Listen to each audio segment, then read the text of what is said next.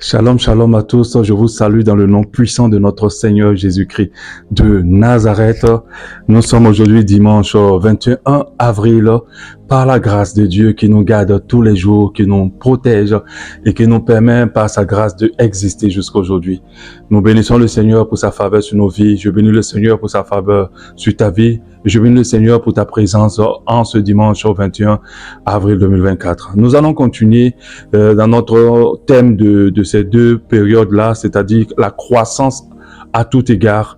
Nous avons commencé à parler de la croissance spirituelle.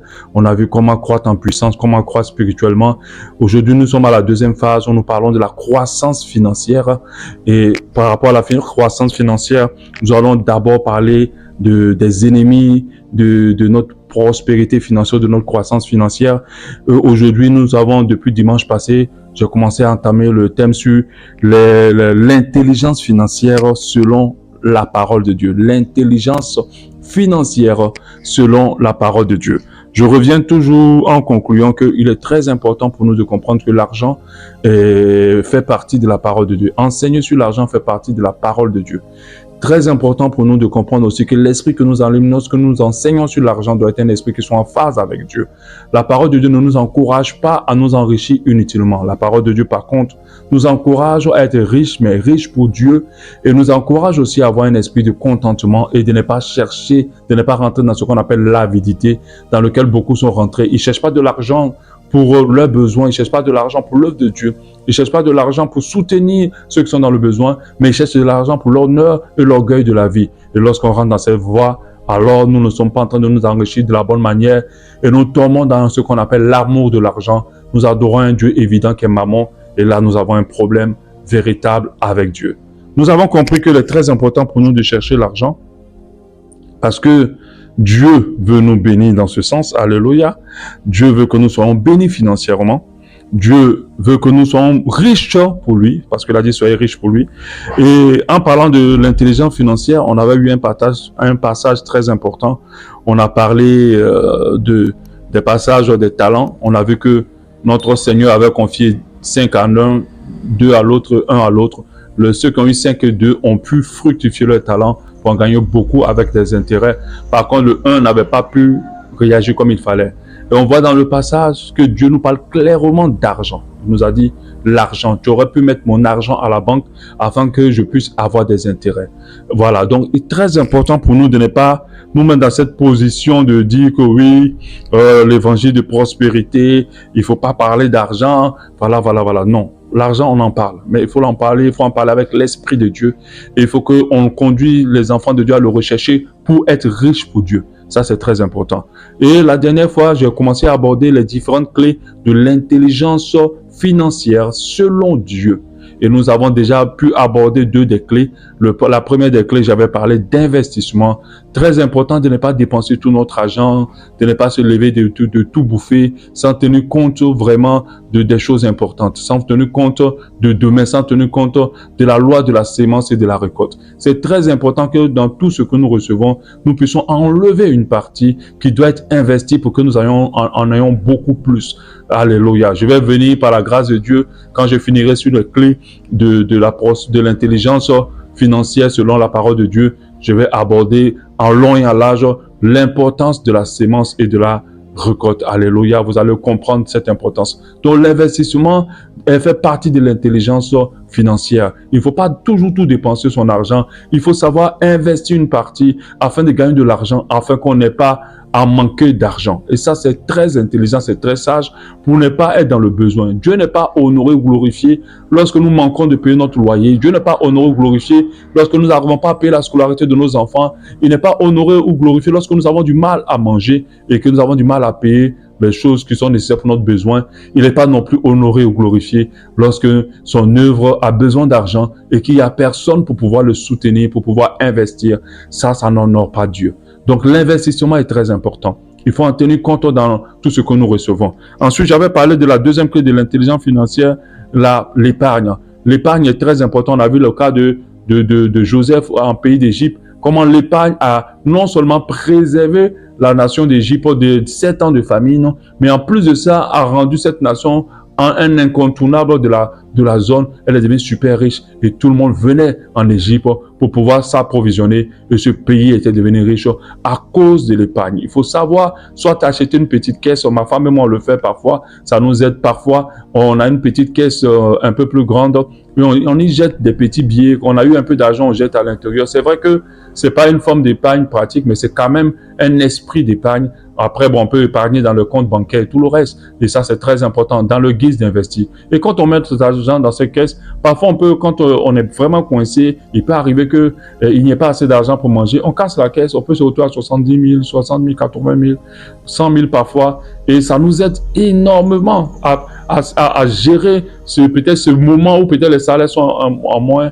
tombent un peu en retard ou comment on appelle ça, il n'y a pas trop de marché pour moi qui suis en freelance à cause du ministère, en tant que consultant, il n'y a pas trop de marché, alors on peut prendre cette petite épargne pour pouvoir s'en sortir. Mais l'épargne aussi peut servir, comme je l'ai dit tout à l'heure, à l'investissement, mettre de côté en guise de la réalisation d'un projet, de la construction d'un projet et de beaucoup de choses. Et je vous ai donné, par rapport à l'investissement, plusieurs moyens, plusieurs idées d'investissement. Et je pense que si vous voulez avoir des détails, écoutez l'enseignement précédent.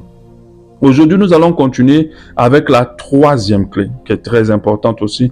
La troisième clé, c'est la planification de nos dépenses. La planification de nos dépenses. Alléluia. Être un acheteur compulsif, acheter les choses comme cela sans d'abord planifier, les acheter parce qu'on les trouve beaux, vous partez au supermarché et puis vous avez prévu acheter 2-3 trucs et puis vous ressortez avec tout le supermarché, mais vous êtes en train de marcher, on vous arrête dans la rue, on vous présente des choses très intéressantes et vous achetez sans avoir planifié, c'était pas dans votre planning. Cela prouve à chaque fois que vous êtes dans cet état-là que vous êtes sous l'influence du dévoreur et que le dévoreur est en train d'attaquer vos finances. Et l'un des moyens pour le dévoreur d'attaquer les finances, c'est de nous pousser à acheter sans planifier, à acheter de manière compulsive. Et ça, c'est très grave. Planifier nos dépenses, c'est prendre du temps de faire une liste des choses que nous comptons acheter et que nous n'avons pas selon les priorités. Et des fois, on peut déjà faire cette liste-là, même quand on n'a pas encore eu de l'argent. C'est planifier ces dépenses. Ces choses-là, nous allons les classer, comme on l'a dit, par ordre de priorité, par ordre de besoin. Alors, quand nous aurons de l'argent, nous allons pouvoir investir dans ces choses-là prioritairement. C'est une très bonne chose.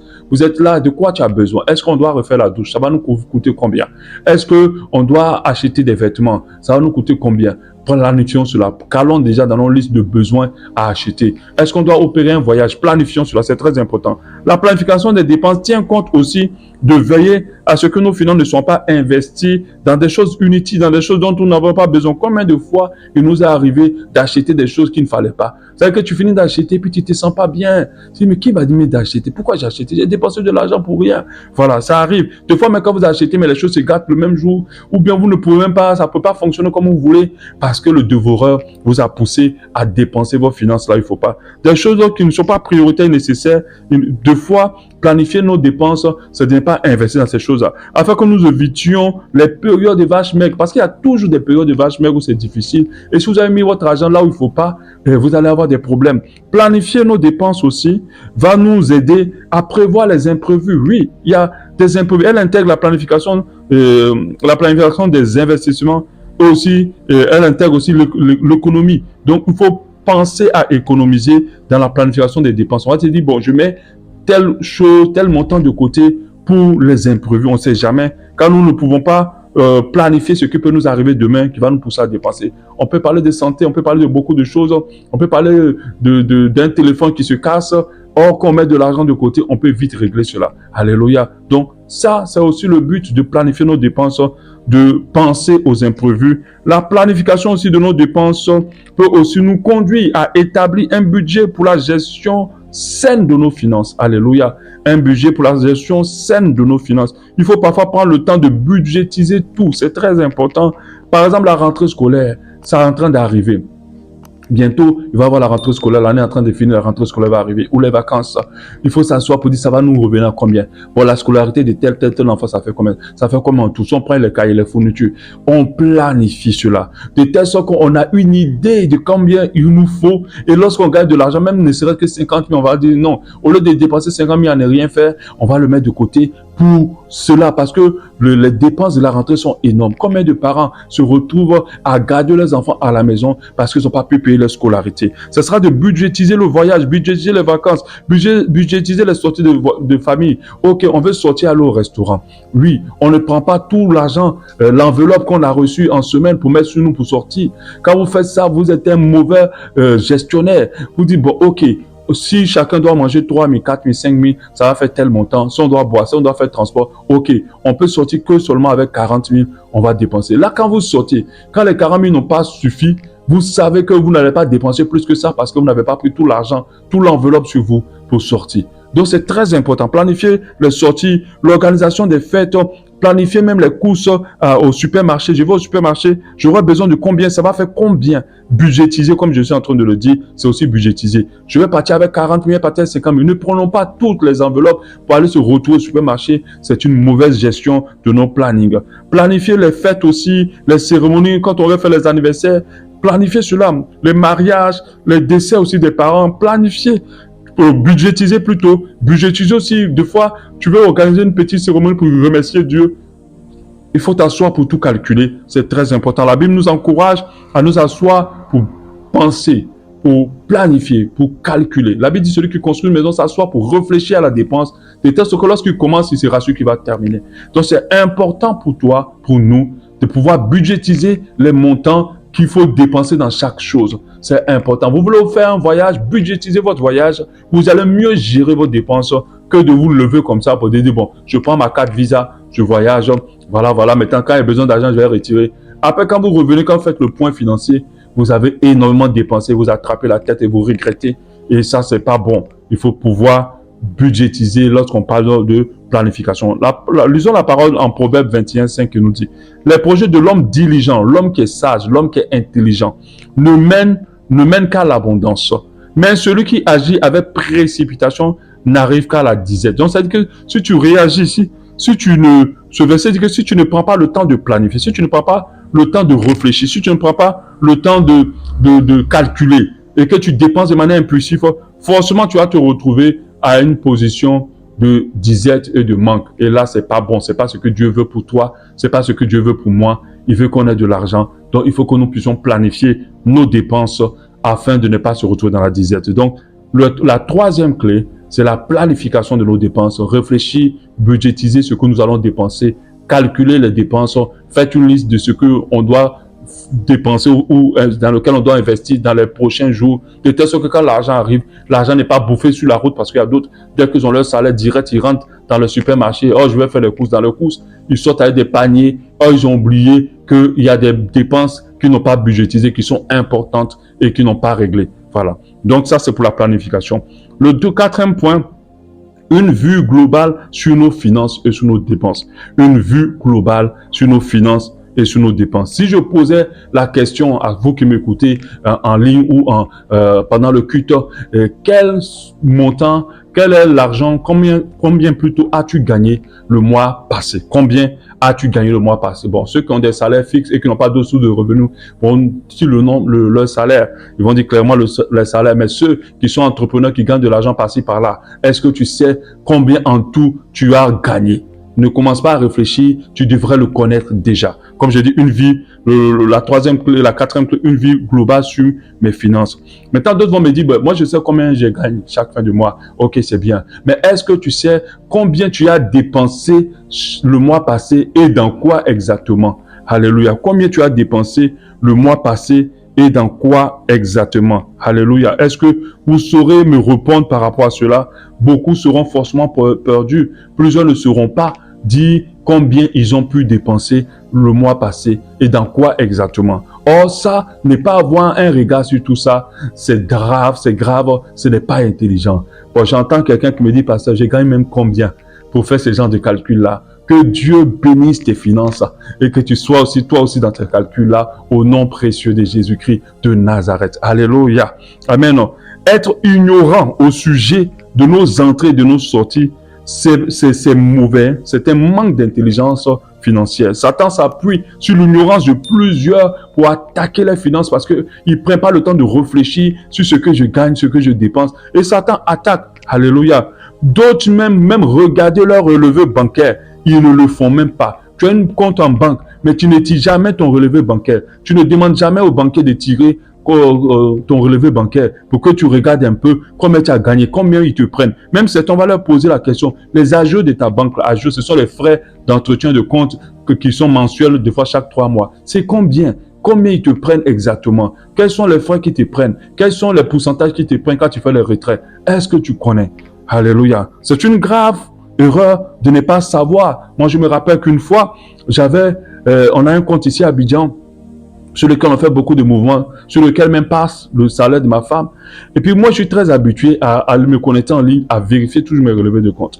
Et quand je vérifie le relevé de compte, je vois qu'une transaction de 180 000 a été prélevée 2 fois. Quand je vais parler à la gestionnaire, elle me dit non, il n'y a rien, c'est faux, c'est comme ça, vous avez retiré à tel endroit. Elle parlait. J'ai encore repris le relevé, j'ai bien regardé. Quand j'ai regardé, j'ai vu qu'il y a un problème. Et par la grâce de Dieu, j'ai dû faire une réclamation. Et ils m'ont remboursé mes 180 000. Mais imaginez que je ne regardais pas mon relevé bancaire. Les 180 000 seront passés et ça serait de l'argent perdu. Ces 180 000 nous ont beaucoup aidés. Alléluia. Ça serait de l'argent qu'on aura perdu. Parce qu'il y a des moments où tu gagnes beaucoup d'argent et tu n'as pas le temps de regarder. Mais il faut regarder, même si tu es milliardaire, même les milliardaires aux États-Unis, en France ou partout, regarde, ils paient des spécialistes pour surveiller leurs finances. Même un 5 francs qui est retiré sans raison doit être justifié et doit être remboursé. Alléluia. Donc, avoir une vue globale sur ses entrées et ses dépenses est une chose importante, c'est intelligent. Le proverbe 9:13 nous dit, la folie est une femme bruyante. C'est pas pour insulter les femmes. Stupide, c'est pas pour insulter les femmes, mais la chose qui m'intéresse, ne sachant rien. Si tu ne sais rien sur tes finances, tu es fou. Tu agis en fou. Tu agis en insensé. Si tu ne sais pas comment tes finances sont, dans quoi elles sont dépensées, comment tu gagnes? Qu'est-ce que tu gagnes? Combien tu as gagné un mois? Combien tu as gagné pendant l'année? Si tu ne sais pas ça, tu es mal barré pour pouvoir t'en sortir financièrement. C'est une mauvaise chose. Ce n'est pas intelligent de ne pas avoir une vue globale sur ses entrées et sur ses dépenses. Ça, c'est très important. Nous, avec ma femme, on avait commencé un fichier. C'est vrai, ce n'est pas facile. On a commencé jusqu'à... Après, on a laissé, mais on va recommencer par ce message-là. Alléluia. On avait un fichier Excel où on mettait tout. Donc, quelqu'un va me dire, mais comment faire? J'ai déjà donné la réponse. Si tu n'es pas informaticien, prends un cahier. Tu traces en 2. Tu mets entrée, tu mets dépense. Dès qu'il y a entrée, tu écris. Entrée, tu mets date, tu mets c'est quelle entrée? C'est rentrée pourquoi? Dépense là, tu écris. Si c'est le petit montant de transport, tout ça, tu écris. Même tu ne sais même pas combien tu dépenses en transport. Peut-être que ce que tu dépenses en transport peut te permettre d'acheter voiture. Tu ne sais même pas. Ou bien ce que tu dépenses en voiture là, te creuse trop. Donc, peut te permettre peut-être de peut-être commander les taxes. On ne sait jamais. En fait, tu dois faire cela. Ou bien ouvrir un fichier Excel, mettre les entrées et les sorties, et de mettre les origines de chaque entrée, et de pouvoir mentionner les libellés de chaque dépense. Non seulement, alléluia, vous saurez exactement combien vous gagnez par mois, mais aussi, vous allez pouvoir mieux gérer vos dépenses. Si vous vous rendez compte qu'il y a des gaps, ça veut dire que je dépense plus que je ne gagne, vous pouvez rectifier le tir. Si vous voyez qu'il y a quelque chose qui vous fait trop dépenser, vous pouvez essayer de revoir une alternative pour moins dépenser, et ça vous permet de ne pas vous retrouver dans la disette, dans la pauvreté, dans les complications. Alléluia. Donc, il faut connaître, avoir une vue globale de ces dépenses. Donc, je dis 3, très important de planifier ces dépenses, de penser d'abord, de penser nos dépenses, de réfléchir à ça, de budgétiser nos dépenses. Et les entreprises intelligentes le font. Et c'est comme ça qu'il reste. Les pays intelligents le font. Vous entendez constamment budget. Ce n'est pas que le pays se retrouve dans la pauvreté. Alléluia, c'est très important. Ensuite, je parlais du fait d'avoir une vue globale aussi, c'est dépenses. Et ces dépenses, entrée et sortie. Si c'est finances, entrée et sortie, très important. Ça vous permet de rectifier le tir, ça vous permet de mieux réfléchir à beaucoup de choses. Je vais parler du 3e point, et c'est ce 3e point sur lequel nous allons nous arrêter. Le 5e point plutôt, des 3 choses qu'on voit aujourd'hui. Le 5e point, alléluia. Amen. La gestion responsable des finances. La gestion responsable des finances. Pour cette clé, nous allons lire l'histoire du fils prodigue, Luc 15 au verset 11, au chapitre 11. Nous sommes en train de lire dans le cadre des méditations. Méditons ensemble le livre de Luc actuellement. Et on a déjà lu cette partie. Je vais le relire aujourd'hui dans l'enseignement. Il dit encore, c'est Jésus qui donne la parabole. Un homme avait 2 fils. Le plus jeune dit à son père, mon père, donne-moi la part de l'héritage qui doit me revenir. Le père leur partagea alors ses biens. Peu de jours après, le plus jeune fils ramassa tout et partit pour un pays éloigné et où il gaspilla sa fortune en vivant dans la débauche. Alors qu'il avait tout dépensé, une importante famine survint dans le pays, commençant à se trouver dans le besoin. Il alla se mettre au service d'un des habitants du pays, qui l'envoya dans ses champs garder les porcs. Donc l'histoire est très simple. Ce jeune-là, il a eu beaucoup d'argent, une fortune. La parole de Dieu dit une fortune. Il a eu une fortune, mais il n'a pas dépensé de manière responsable ses finances. Il n'a pas géré de manière responsable l'argent qu'il avait. Il a dépensé dans la débauche. Et malheureusement, comme il arrive toutes des saisons de vaches grasses et de vaches maigres, quand la famille est arrivée, il s'est retrouvé à être un boy, un serviteur, un esclave, un servant, lui qui était fils de roi. Oui, vous pouvez être chrétien et vous retrouver dans des positions d'humiliation parce que vous n'avez pas bien géré votre finance. Vous pouvez vous retrouver dans des positions d'humiliation parce que vous n'avez pas accordé de l'importance à la gestion de vos finances. Combien de personnes étaient des personnes avant, avaient beaucoup d'argent et se sont retrouvées à demander, des fois même à se retrouver dans la rue. En Europe, vous verrez beaucoup de personnes être ce qu'on appelle les SDF. Mais quand vous connaissez leur histoire, c'était des grands ingénieurs, c'était des grands DG, c'était des grands ceci ou cela, mais ils se sont retrouvés dans les rues parce qu'ils ont eu une mauvaise gestion, une gestion pas responsable de leurs finances. Et tu dois comprendre que tes finances doivent être gérées de manière responsable. Ce fils avait une fortune, il a gaspillé et il s'est retrouvé mal. Alléluia. C'est quoi la gestion responsable des finances? Qu'est-ce que c'est? C'est dépenser notre argent en tenant compte de nos charges prioritaires. C'est dépenser notre argent en tenant compte de ce qu'on gagne, de nos charges, de nos besoins, de notre planification. C'est dans la planification. Tout ça va aider à gérer de manière responsable. Exemple, tu n'as pas encore payé ton loyer ou la scolarité de tes enfants, mais tu vas aller dépenser ton argent dans les restaurants, tu vas acheter des vêtements qui coûtent cher, ou tu vas organiser une grande fête d'anniversaire pour ton mari, pour ton enfant, ou pour quelqu'un d'important dans ta famille. Or, tu n'as pas encore payé ton loyer. Or, tu n'as pas encore géré des choses importantes. Importantes.